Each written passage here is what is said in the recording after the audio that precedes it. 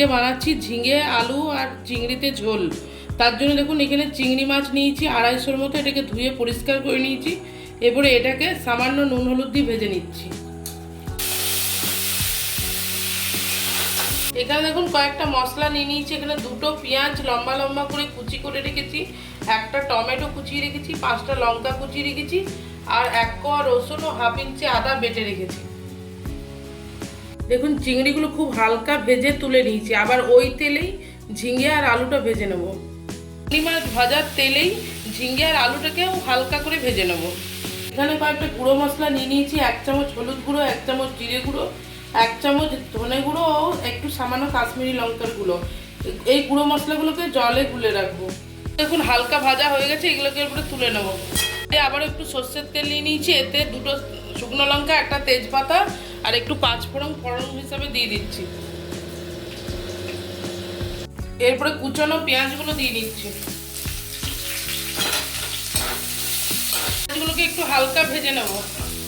দেখুন ভাজা হয়ে এসছে। এর মধ্যে 1 চামচ নুন দিয়ে নিচ্ছি আর আদা রসুনের পেস্টটা দিয়ে নিচ্ছি।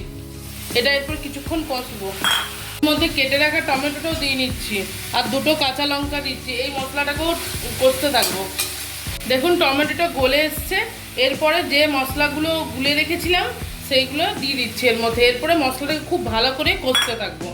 দেখুন মশলাটা একদম তেল ছেড়ে এসছে, মানে মশলাটা খুব ভালো করে কষানো হয়ে গেছে। এর মধ্যে ঝিঙে আর আলুগুলো দিয়ে নেবো।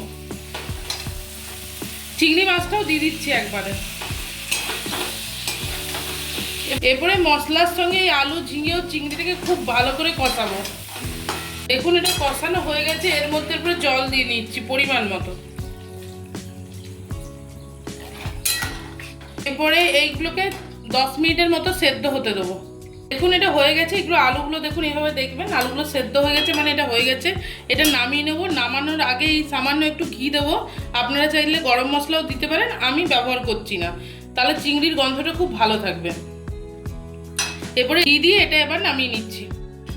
দেখুন এটা দেখতে যতটা সুন্দর হয়েছে, খেতে তার থেকেও সুন্দর।